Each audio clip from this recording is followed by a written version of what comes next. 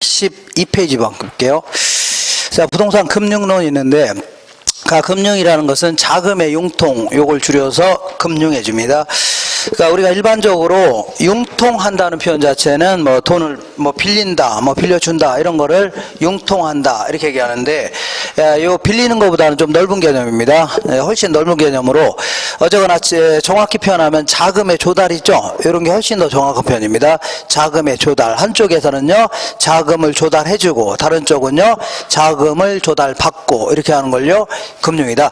예를 들어서 이 사람은 자금이 좀 여유가 있는 자, 자금의 공급자, 이 사람은요 자금이 꼭 필요로 하는 자, 자금의 수요자 이렇게 있는데, 자, 이 갑이라는 사람과 을이라는 사람이 있는데 둘이 친구입니다. 친구.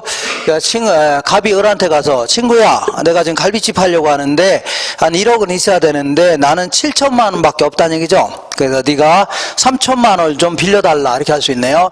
빌려달라는 걸요 대여해달라 이렇게 할 수 있네요. 그러면 이 사람은 자금을 조달해주고 얘가 빌려줬다면 쟤는요 자금을 조달받고 이렇게 하는 걸요 금융해주는 겁니다. 근데 이렇게 할 수도 있습니다. 갑이 을한테 가서 야 을아, 내가 자 1억짜리 갈비집 하려고 하는데 나는 7천만 원밖에 없다. 그래서 네가 3천만 원을 좀 출자해달라 이렇게 할 수 있네요. 자, 이 출자라는 표현 자체는 빌려달라는 거하고는 좀 틀린 겁니다. 좀이 아니라 완전히 틀린 겁니다. 요거는요 뭐냐면 출자라는 것은 자본금의 형태로 대달라 그런 얘기입니다. 그러면 자본금의 형태라는 결국은 주인의 형태로 참여시키겠다는 얘기죠. 결국 동업하자 그런 얘기입니다. 동업. 그러면 나중에 이익이 생기면 7대3 나누자 할 수 있는 거 아닙니까? 손해나면요 7대3까지도 할 수 있죠. 이렇게 하는 걸요 출자한다 해줍니다. 근데 이제 친인척 간에는 얼마든지 말로만 아니면요 그냥 말로만 이렇게 빌려주거나 아니면 출자할 수 있는 거 아닙니까? 근데 잘 모르는 사람한테 돈 빌려달라면 빌려줘야 안 빌려줘요? 안 빌려줄 거 아닙니까? 그러니까 최소한도로 뭐 증빙도 좀 갖춰야 되고 담보도 좀 잡혀야 되고 때로는요 어떤 경우는요 신용도 좀 있어야 되겠죠. 이렇게. 자, 그래서 최소한도의 증빙을 좀 갖춰야 되는데 이렇게 자, 돈을 빌렸을 때는 차용증서 이거 써주면 됩니다.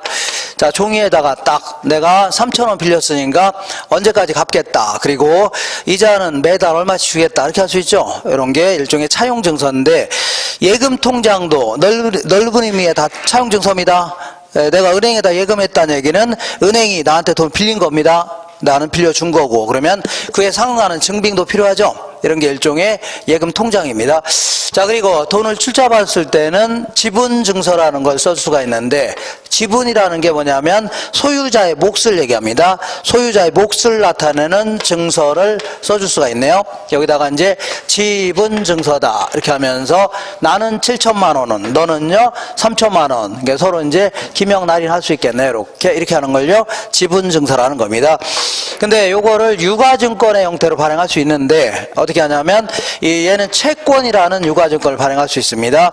채권은 이제 수표처럼 생긴 종이에다가 예를 들어 액면가가 이제 100만 원이라면 100만 원짜리 채권을 내가 이제 이분한테 파는 겁니다.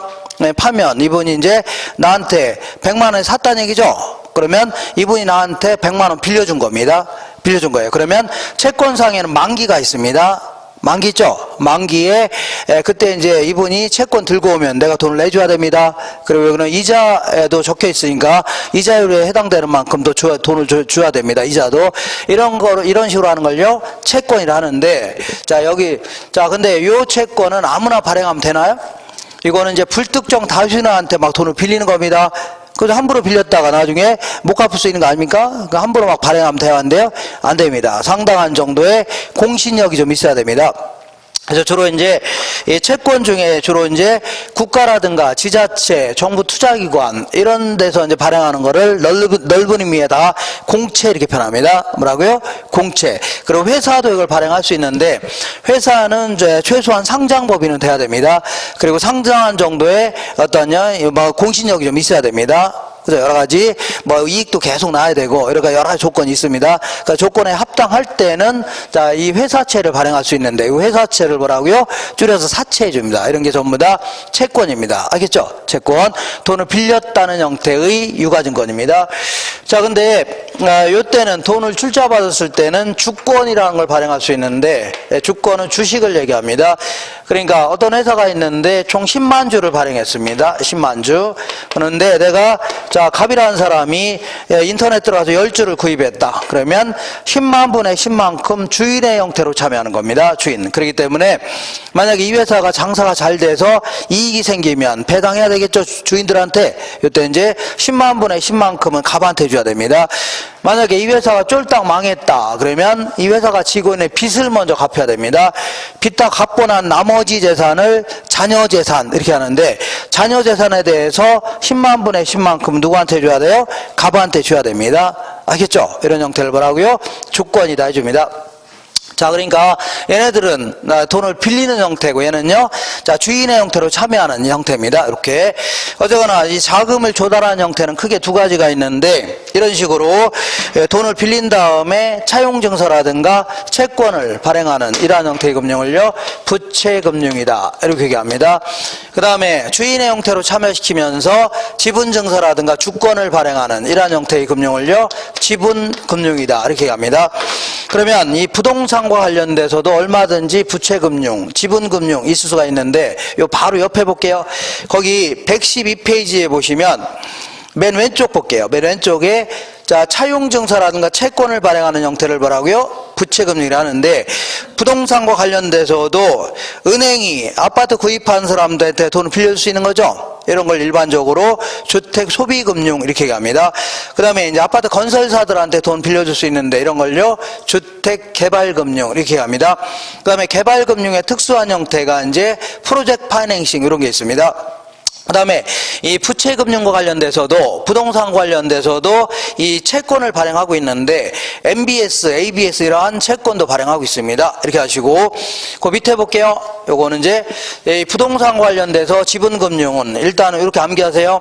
부동산 투자회사인 리츠회사라든가 그 밑에 부동산 신디케이트 그 다음에 조인트 벤처 이런 것들은 전부 다 돈을 긁어 모으면서 주식이라든가 주식과 유사한 그 주권들이죠. 주식과 유사한 것들을 발행하는 이러한 형태의 다 지분금융입니다. 지분금융.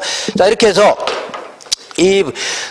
그 금융과 관련돼서 공부할 내용은 얘는 딱 한 4가지 정도로 뭐 줄여볼 수 있고 얘는요, 1가지 정도로 이렇게 줄여볼 수 있는데 어쨌거나 부채금융은 이제 돈을 빌려주는 거 아닙니까? 맞죠? 빌려주는데 은행은 함부로 막 무턱대고 돈을 많이 빌려주지는 않겠죠? 나름대로 이제 법칙을 정한 다음에 규칙에 맞춰서 빌려주려고 할 겁니다.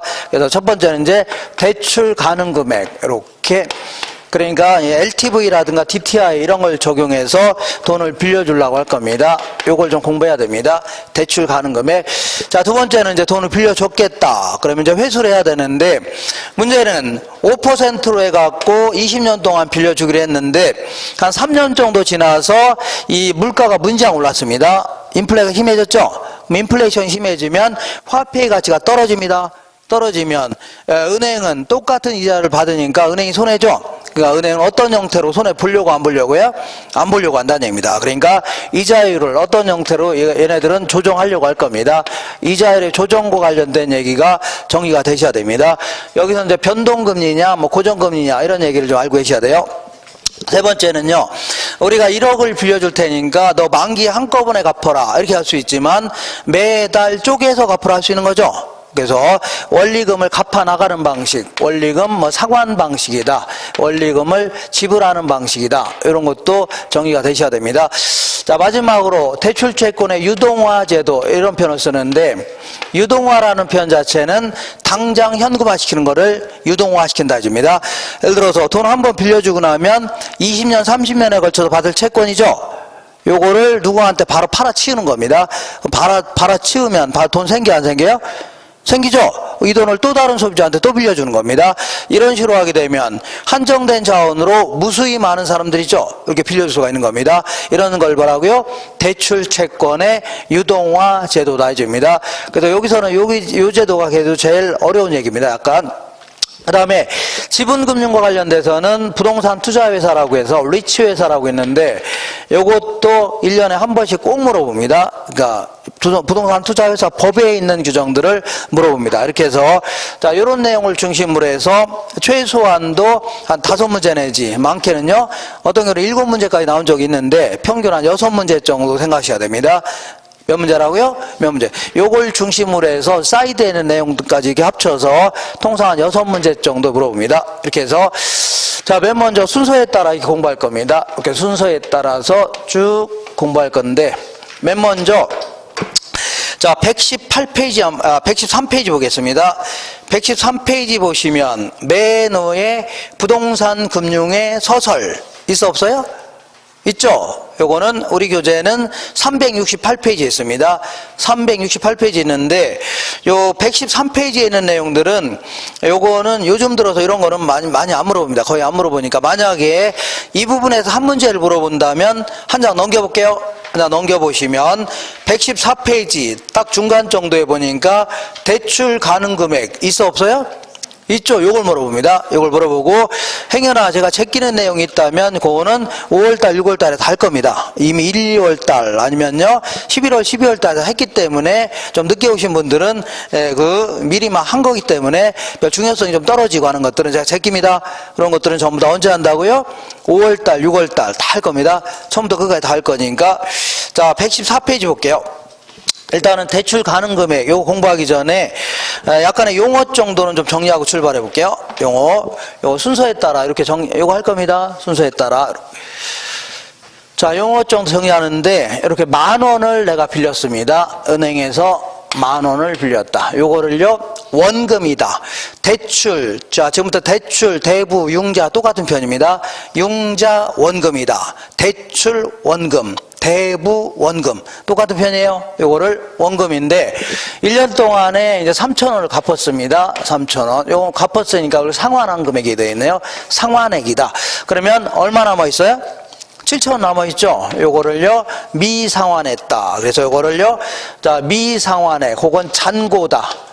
잔금이라는 표현도 씁니다. 잔금. 그러니까 잔고, 잔금 똑같은 편입니다. 이렇게 하시고. 자, 그러면 10,000원 중에 3,000원을 갚았으니까 몇 프로 갚은 거예요? 30% 갚은 거 아닙니까? 이 30%를 상환 비율 해줍니다. 무슨 비율하고요? 상환 비율. 그러면 그 7,000원 남아있으니까 70%가 남아있네요. 이걸요 잔금 비율, 잔고 비율 해줍니다. 잔금. 그래서 항상 상환 비율, 잔금 비율 할 때는 원금만 가지고 따지는 겁니다. 뭐만 가지고 따진다고요? 원금만 가지고 따진다. 기억하시고. 그러면 30%면 소수점으로 하면 0.3이 되겠네요. 얘는요 0.7이 되죠. 이렇게. 그래서 상환 비율과 잔금 비율을 합치게 되면 1이 됩니다. 얘랑 얘랑 합치면 얼마라고요? 1이다. 이렇게 하시면 되고. 이렇게. 근데 우리가 돈을 빌려서 갚을 때는 원금만 갚아요? 이자도 납부해야 돼요? 이자도 줘야 될 거 아닙니까? 은행은 공짜로 우리한테 돈 빌려주진 않겠죠? 지네들도 빌려준 거에 대한 대가를 받으려고 안 받으려고요?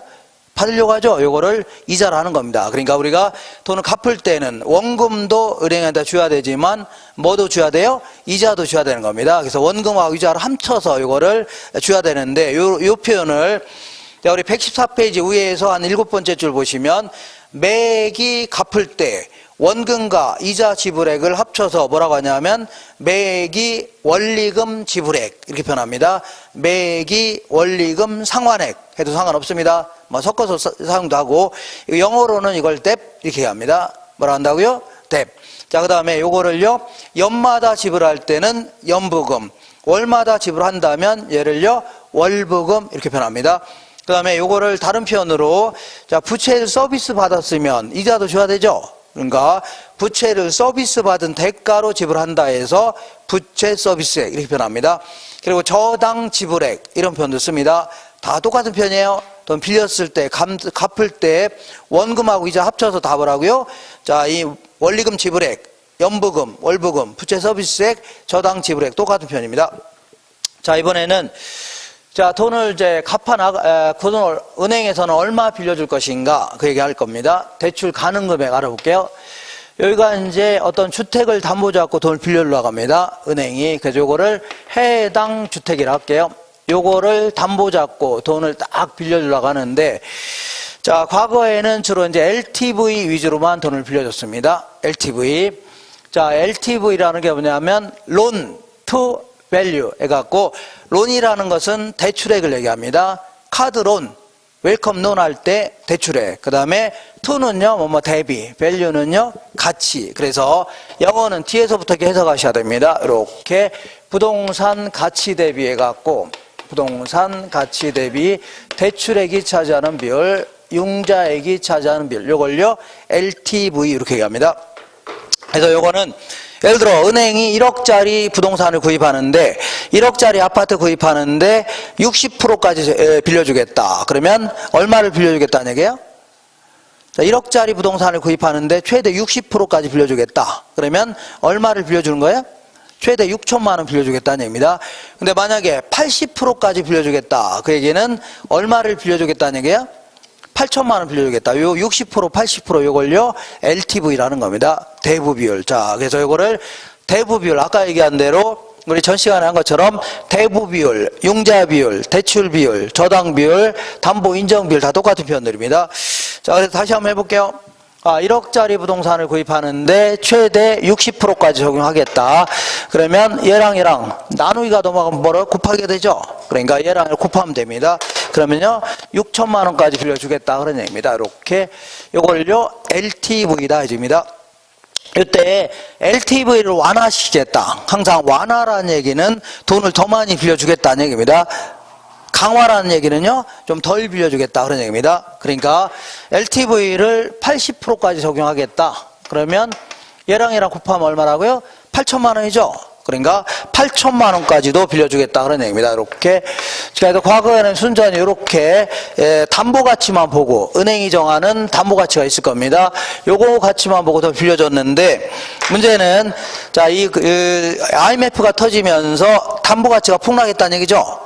그죠? 그래도 회사를 잘 다니면 상관없는데 막 기업들은 연쇄 부도로 이어지면서 기업 구조조정 어마어마하게 했다는 얘기죠. 그러면서 길거리에 나앉은 사람이 수두룩했다는 얘기입니다. 그러다 보니까 법원에는 가면은 막 경매 물건이 쌓이고 그러다 보니까 금융시장 자체가 아주 교란이 나타났다 이렇게 표현합니다. 엉망이 됐다는 얘기죠. 그래서 안 되겠다.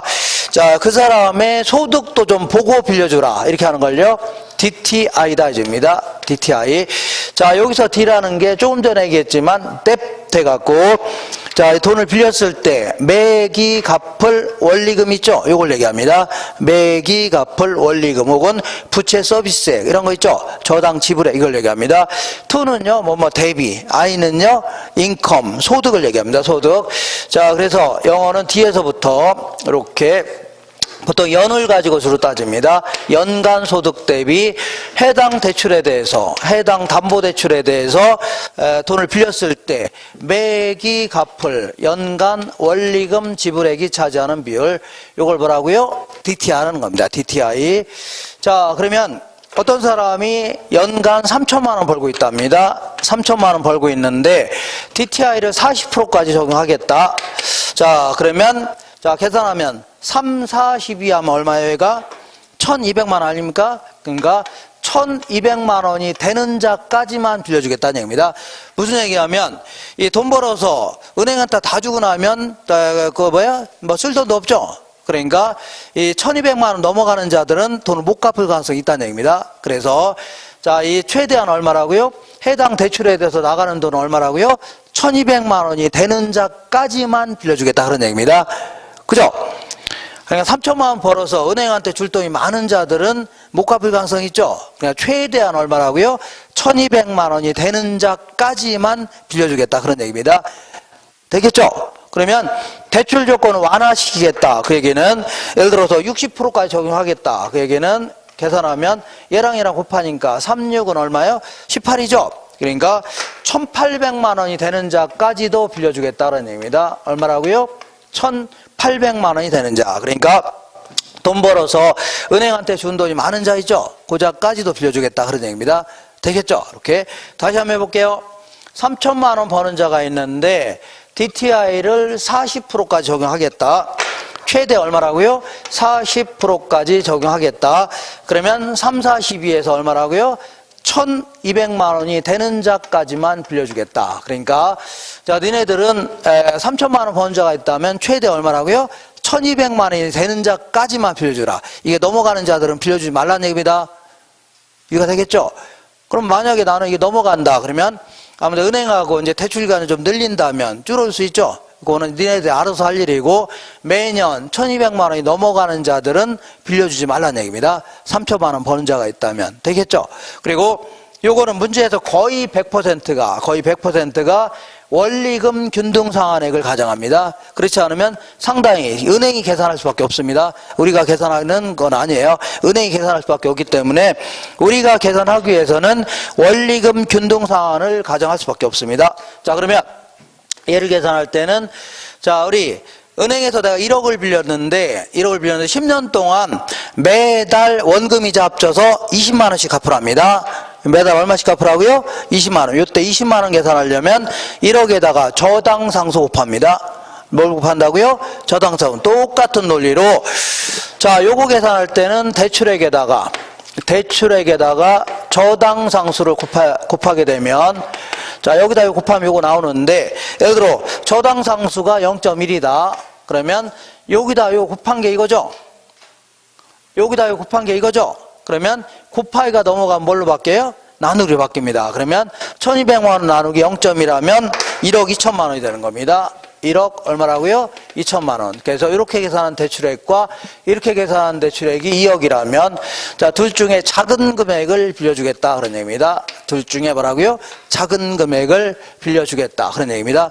되겠죠? 그래서 요 1억 2천만 원이 1200만 원을 충족하는 최대의 대출액이 되는 겁니다. 됐죠? 이게 바로 DTI를 충족하는 최대의 대출액이에요. 근데 이 사람이 이럴 수도 있겠네요. 자, 이 사람이 요 담보대출로 인해서 은행한테 주는 돈 외에도 다른 빚을 얻은 게 있어 없어요? 있을 수 있는 거죠. 예를 들어 주택이 여러 채라면 다른 주택을 담보 잡히고 돈 빌릴 수 있는 거 아닙니까? 그걸로 해서 나가는 돈도 있겠고 신용대출 받은 것도 있겠고 상가를 담보대출 받고 돈 빌린 것도 있을 수 있어 없어요? 있죠. 그런 걸로 나가는 돈 있을 거 아닙니까? 그러면 다른 부채로 인해서 나가는 돈 요건 어떻게 할 거냐 그런 얘기입니다. 요거는 이렇게 하겠다는 얘기입니다. 자, 만약에 자, 기타 부채로 나가는 나머지 다른 부채로 나가는 돈이 있다면 요거는 이자 정도는 여기다 포함시켰다는 얘기입니다. 이렇게. 자, 그래서 요 대출액을 줄이겠다 그런 얘기입니다. 예를 들어 볼게요. 자, 3천만 원 버는 자가 있는데 DTI를 40% 적용하겠다. 그러면 3, 42에서 요 분자가 얼마가 돼요? 1200만 원 돼야 되는데 이미 다른 부채로 600만 원씩 나가는 게 있답니다. 나가는 게 있대요. 그러면 얘가 최대한 얼마가 돼야 돼요? 자, 3, 42에서 이 분자가 최대한 얼마가 돼야 돼요? 1200만 원 돼야 되죠. 근데 이미 600만 원 나가는 게 있어 없어요? 있으니까 얘는 최대 얼마가 돼야 돼요? 600만 원 돼야 되는 겁니다. 얼마라고요? 600만 원. 그러면 여기다 이거 곱한 게 이거죠? 그럼 이때는 얘를 요거 나누면 됩니다. 그러면 얘는 얼마라고요? 6천만 원 되는 겁니다. 6천만 원. 그럼 둘 중에 작은 금액이 얼마야? 6천만 원이죠? 6천만 원까지 빌려주겠다 그런 얘기입니다. 이해가 되겠죠? 이렇게 해서 얘는 지금은 상당히 어렵게 느껴지지만 나중에는 자, 아주 간단히 금방 계산합니다. 금방. 그러니까 금방 계산하니까 이렇게 요거랑 요거 곱하면 이거 나오죠? 그러면 요걸 저당선 나누면 요거 나옵니다. 나중에 이제 금방 연습하실 겁니다. 금방 풀이하는 연습은 나중에 하기로 하고 지금은 자꾸 계산을 자꾸 빨리 하려고 하지 마시고 이 내용을 이해를 자꾸 하셔야 돼요. 그렇지 않으면 나중에 응용이 안 됩니다. 무조건 되겠나요? 그렇게 하시고 자, 그러면 한번 문제를 한번 풀어볼게요. 어디를 풀어보냐면 자, 오른쪽에 있는 문제를 풀어볼게요. 그냥 115페이지 맨 위에. 자, 이 책들이 많아갖고. 자, 2번 볼게요. 2번. A의 소유주택 시장가치는 3억이랍니다. 연간 소득은 5천만 원이래요. 자, 그러니까 얘는 부동산 가치가 얼마라고요? 3억이래요. 이렇게 다 써볼게요. 3억. 그 다음에 연간 소득은요? 5천만 원이랍니다. 5천만 원이래요. 이렇게. 자, 그 다음에 A가 받을 수 있는 최대 대출 가능액은 1억 8천이다. 맞나 확인할게요. 연간 저당상수는 0.1이랍니다. 0.1. 그 다음에 대출 승인 기준은 LTV는 60%, DTI는 얼마라고요? 40%가 적용하겠다. 다 됐네요. 자, 일단은 LTV를 충족하는 대출액은 3618에서 얼마라고요? 1억 8천입니다. 1억 얼마라고요? 8천만 원. 이렇게. 그 다음에 DTI를 충족하는 분자가 얼마가 되냐면 4, 5, 20에서 2천만 원 돼야 돼요. 2천만 원 돼야 되는데, 자, 기타 부채로 나가는 이자는 아무 얘기 없죠? 그러니까 0으로 보셔야 됩니다. 아무것도 없다는 얘기입니다. 그러면 이게 4, 5, 20에서 이게 2천만 원 돼야 됩니다. 얼마라고요? 2천만 원. 그러면 여기다 이거 곱한 게 이거죠? 일단 얘를 요거 나누면 됩니다. 그럼 얘는 얼마라고요? 2억이 됩니다. 2억. 이렇게. 그러면 둘 중에 작은 금액이 얼마야? 자, 1억 8천이죠? 1억 8천을 빌려주겠다 그런 얘기입니다. 되겠죠? 나오면 이렇게밖에 안 나와요. 이거 이상 안 나오니까 금방 풉니다. 금방. 여기다 이거 곱한 게 나오고 얘랑 곱하면 나오죠? 그럼 요걸 0.1 나누면 바로 나옵니다. 둘 중에 작은 금액 바로 곱하면 돼요. 나중에 연습할 겁니다. 이렇게. 자, 요거는 요런 식으로 빌려주는 것은 지금 이제 정부 지원저당이라고 해서 이따가 하겠지만 이따 오늘 하기 좀 힘드네요. 자, 보금자리론이라든가 기타 뭐 디딤돌 대출 이런 식으로 해서 정부에서 상당히 지원해주는 형태의 금융이죠. 요거는 다 DTI를 적용합니다. 뭐라고요? DTI를 적용하니까 요거는 이 문제 풀 줄 아셔야 돼요. 이렇게. 그리고 지금부터 제가 얘기하는 건 듣기만 하세요. 듣기만 하세요. 자, 보통 이제 투기가 아주 극성인 지역들 있죠. 요거를 청약 대상 조정구역 이렇게 얘기하는데, 특히 주택 가치가 매년 다른 지역보다 2배 이상 막 뜨는 지역 있죠. 이런 지역이라든가 청약 경쟁률이 5대 1이 넘어가는 지역 있죠. 이런 지역을 보통 이제 청약 조정 대상 구역이라 이렇게 합니다. 이런 구역이 어디냐면 서울 같은 경우는 전역입니다. 서울 전체고, 그다음에 수도권 같은 경우는 남양주도 포함됩니다. 남양주, 하남, 뭐 동탄 신도시라든가 이런 데 있죠. 과천 뭐 이런 걸 포함해서 7개 시, 그리고 부산 같은 경우에도 7개 구 해갖고 해운대구라든가 기장군 뭐 이런 데 있죠. 이런 데 다 포함시킵니다. 그리고 세종시 이렇게 해서 요거를 청약재당 대상 조정구역이라 하는데, 요 지역에 대해서는 2018년 1월 달부터 1월 31일부터 신 DTI를 적용했었습니다. 무슨 DTI라고요? 자, 듣기만 하세요. 무슨 DTI라고요? 신 DTI를 적용하다가, 자, 작년 2018년 아닙니까? 작년 18년 10월 달부터 DSR을 적용하고 있습니다. 무슨 걸 하라고요? DSR 적용하는데, 이거는 전면 시행하고 있습니다. 자, 청약 대상 조정구역뿐만 아니라 전면 시행하고 있는데, DSR. 자, 요걸 시행하고 있는데, 물론 신규로 분양하는 아파트 있죠. 이런 건 제외하고 아주 도서 상강 같은 지역들은 제외합니다. 그 나머지 지역은 이렇게 DSR을 적용하고 있습니다. 그리고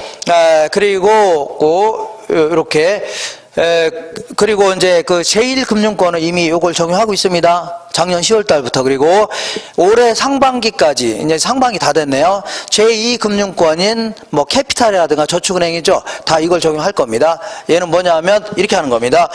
자, DSR은 이제 뎁 서비스 레이시오 해갖고 요걸 이제 계산 문제 나오기 힘든데, 아까 그 DTI 있죠? 요거 계산할 줄 아셔야 됩니다. 요거는 말 뜻만 가볍게 하시면 돼요. 얘는 연간 소득이 있다. 연간 소득 대비, 자, 모든 대출에 대해서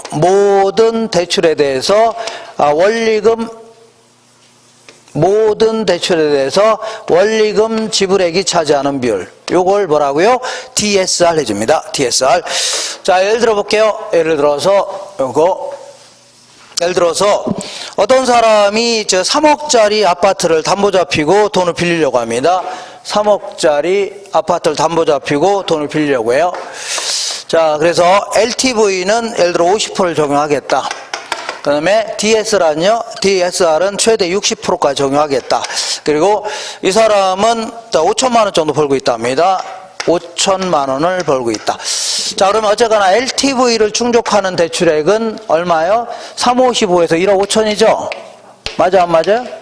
1억 5천만 원. 그리고 DSR을 충족하는 요 원리금 지불액이 5, 6, 30에서 얼마라고요? 3천만 원 돼야 됩니다. 얼마라고요?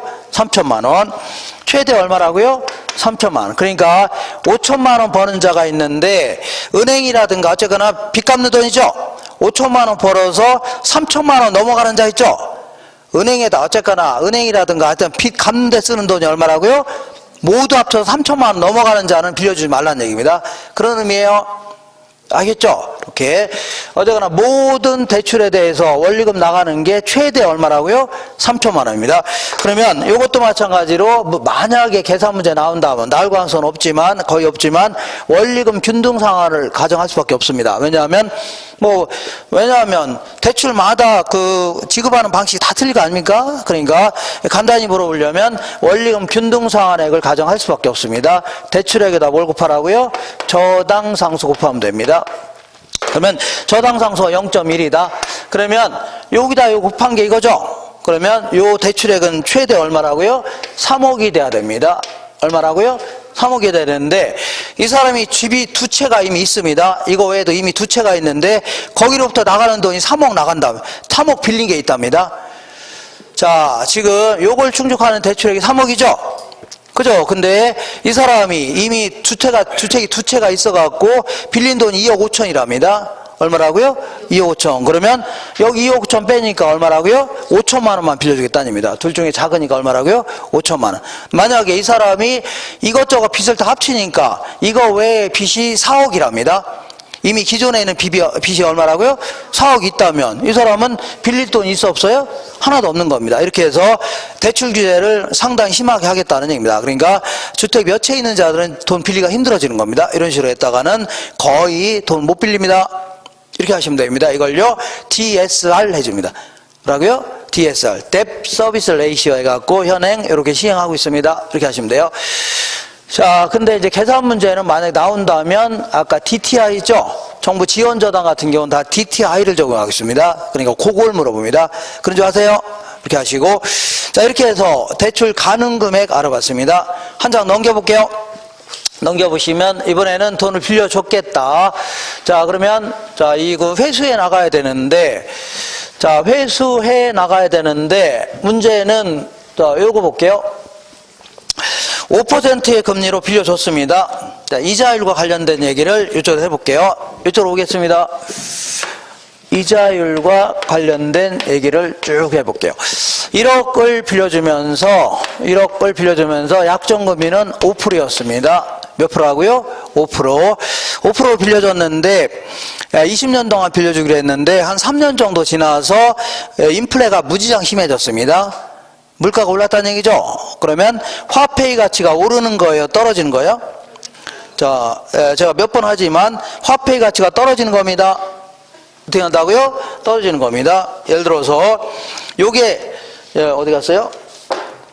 요게 항상 똑같은 얘기인데 얘가 100만 원입니다. 이게 100만 원의 물건이 아니라 100만 원 화폐예요. 화폐인데 요걸로 그전에는 물건을 10개를 구입할 수 있었는데 그전에는 지금은 물가가 올랐다는 얘기죠. 그러니까 똑같이 생긴 100만 원으로 요 100만 원으로 물건을 5개밖에 못 사는 겁니다. 똑같은 물건을. 그러면 이 화폐의 가치가 반으로 뚝 떨어진 겁니다. 화폐의 가치가 반쪽짜리가 된 겁니다. 반쪽짜리. 똑같은 화폐로 물건을 5개밖에 못 사는 거죠. 그러니까 이걸요 화폐의 가치가 폭락했다 이겁니다. 화폐의 가치가 뭐라고요? 폭락했다. 그랬음에도 불구하고 처음에 그러니까 볼게요. 3년 정도 지나서 물가가 문장 올랐습니다. 그랬음에도 불구하고 처음에 약속된 금리인 5%를 그대로 받기로 한다. 이런 식으로 하는 걸요 고정금리 제도다 이렇게 표현합니다. 아니면 고정이자율 제도 이렇게 얘기하는데 그러면 화폐 가치가 폭락했음에도 불구하고 똑같은 이자를 받게 되니까 아니면 똑같은 이자율을 받게 되니까 누가 손해보냐면 은행이 손해볼 수밖에 없는 겁니다. 알겠나요? 그러니까 우리가 문제에서는 항상 일반적인 상황을 주로 간주합니다. 일반적으로는 물가가 오르는 게 일반적이에요? 떨어지는 게 일반적이에요? 오르는 게 일반적 아닙니까? 맞죠? 자, 그러니까 일반적으로 이렇게 표현한다면 물가가 오른다는 상황을 가정하는 겁니다. 그죠? 그러니까 물가가 올라가는 상황이 일반적이니까 이때는 누가 손해보냐면 은행이 손해봅니다. 은행. 자, 은행을 지금부터 대출자 해줄게요. 문자라고요? 대출자. 대출자가 뭐 손해를 본다 해줍니다. 상대적으로 일반적인 상황일 때는. 그래서 안 되겠다. 원래 약정금리는 5%였는데 요거를 자, 한 7% 정도 올리면서 자, 올리겠다는 얘기죠? 이렇게 하는 걸요, 변동금리 제도다 해줍니다. 변동금리 제도. 자, 그러면, 자, 볼게요. 자, 원래는 5%였으니까, 원래는 인플레가 심해지면 은행이 손해보여야 되는데, 요거를 이자를 올리면서 결국은 돈을 빌려고 앉아있죠? 고자한테 떠넘기는 형태가 된 겁니다. 예를 들어서, 우리 같은 사람 입장에서 그동안 30만원 이자 내다가 갑자기 50만원 낼 판이죠? 맞지 않나요? 그래서 이러한 위험을 결국은 돈을 빌려간 자가 다 부담할 수밖에 없는 겁니다. 돈을 빌려간 자를 차입자 해줄게요.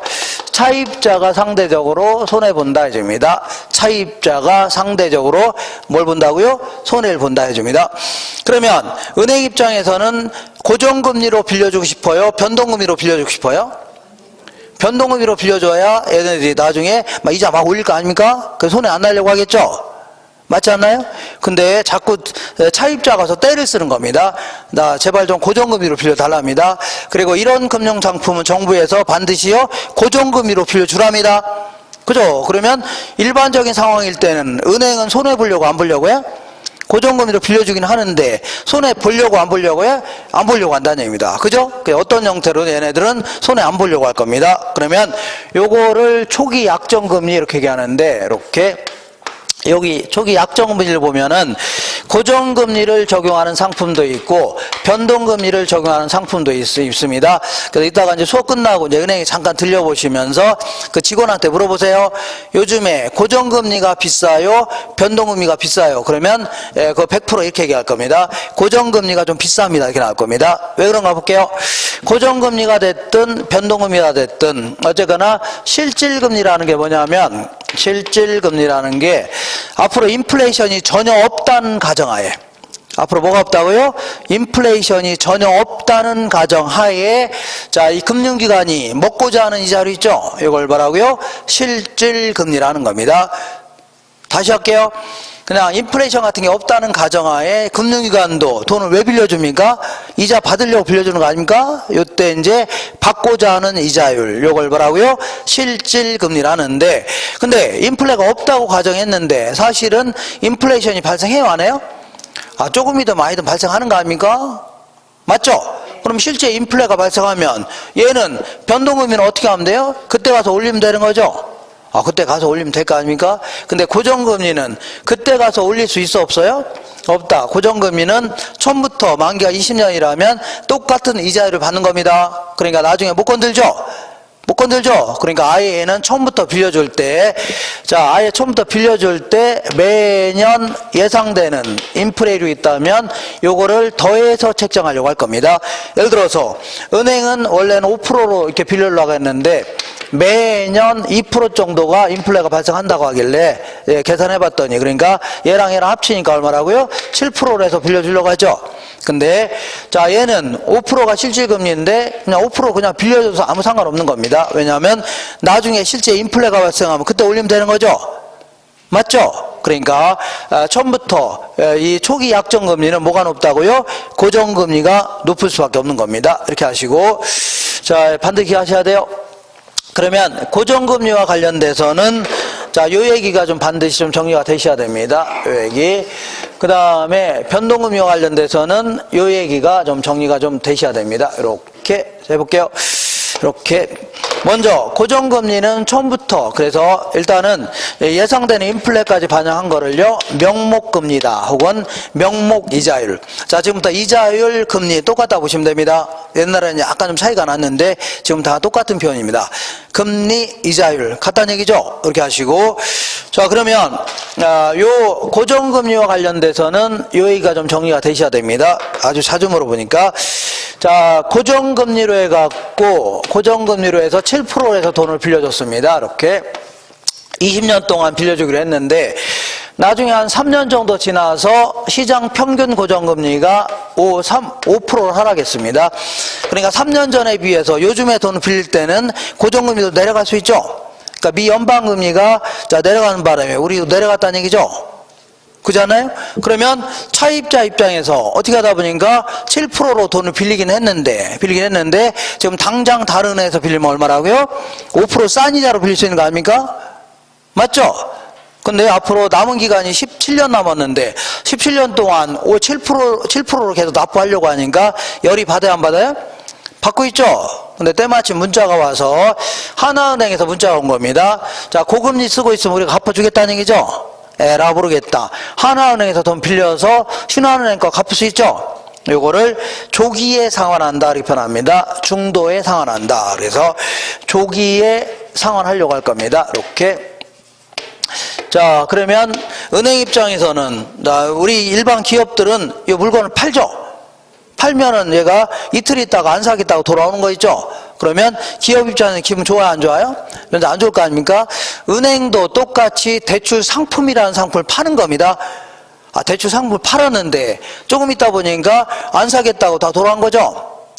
그죠? 그러면 어쩔 수 없이 싼 이자로 빌려줄 수밖에 없네요. 안정적인 수익을 얻으려고 고정금리로 빌려줬더니 얼마 있다 갚은 거 아닙니까? 그죠? 그래서 결국 요게 이제 은행 입장에서의 조기 상환 위험이다 이렇게 표현합니다. 그러면 이런 위험을 줄일 수 있는 방법이 없냐? 자, 줄일 수 있는 방법은 간단히 해결할 수 있습니다.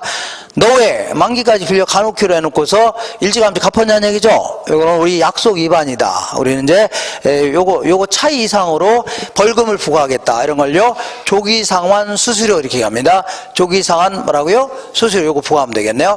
자, 이번에 거꾸로 해볼게요. 거꾸로 시장 평균 고정금리가 9%로 올랐습니다. 그러면 자, 이번에 은행 입장에서 볼게요. 은행 입장에서 어떻게 하다 보니까 7%로 빌려주기는 했는데 이걸 당장 다른 사람한테 빌려주면 얼마라고요? 9%의 높은 이자로 받고 빌려줄 수 있는 거죠. 그잖아요? 그러면 은행 입장에서는 고정금리 위주로 빌려주는 은행들은 죽쓰고 있는 겁니다. 아니, 변동금리 위주로 빌려주는 은행들은 시세에 맞춰서 올렸겠죠. 근데 고정금리로 빌려주는 은행들은 수익성이 악화되는 위험이 있죠. 요게 발생할 수밖에 없는 겁니다. 이게 전부 다 이자율 위험인데 이 부분을 조기 상환 위험 이렇게 해주는 바람에 이 부분을요 이자율 위험 이렇게 표현합니다. 이자율 위험이다. 그러면 이런 위험을 줄일 수 있는 방법이 없냐? 이건 없습니다. 자, 예를 들어서 만약에 이 차입자가 돈을 얼른 갚는다면, 미리 갚는다면 비싼 이자로 빌려줄 수는 있어 없어요? 있는 거 아닙니까? 근데 문제는 차입자가 돈을 얼른 갚으려고 하려나요? 뭐하러 갚습니까? 갚았다가는 비싼 이자로 다시 빌려야 되는데 대출 기간 내에는 남들보다 싼 이자를 쓰고 있으니까 당연히 안 갚으려고 할 겁니다. 그렇잖아요? 이렇게. 그러면 다른 방법이 없는 겁니다. 안 갚으면. 그래서 이렇게 좀 꼬시는 방법은 있습니다. 어떤 방법이라고요? 꼬시는 방법이 뭐냐면 지금 빌려준 돈 중에 남아있는 금액이 6천만 원 남아있답니다. 6천만 원 중에 내가 이러는 겁니다. 차입자님, 내가 요거를 한 100만 원 정도 깎아줄게요. 그러니까 5,900만 원만 갚으세요. 이렇게 이걸요 잔고를, 아까 이거 잔고이라고 했죠? 잔고를 할인해 주겠다. 잔고를 할인해 줄 테니까 좀 일찍 좀 갚지 않을래? 이렇게 할 수 있죠? 그러면 그 사람이 100만 원 깎아준다니까 무턱대고 갚은 거죠. 그러면 그 돈 가지고 아주 비싼 이자로 빌려주는 방법, 이런 방법이 있는데 요즘에는 젊은 분들이 다 이런 거 다 똘똘해 갖고 안 갚으려고 할 겁니다. 그러니까 그렇지 않으면 별다른 방법이 없겠죠. 이렇게 해서 요거 자주 물어보니까 기억하셔야 돼요. 되셨죠? 자, 그리고 이제 변동금리와 관련돼서는 할 얘기가 좀 있어서 잠깐 쉬었다 하겠습니다.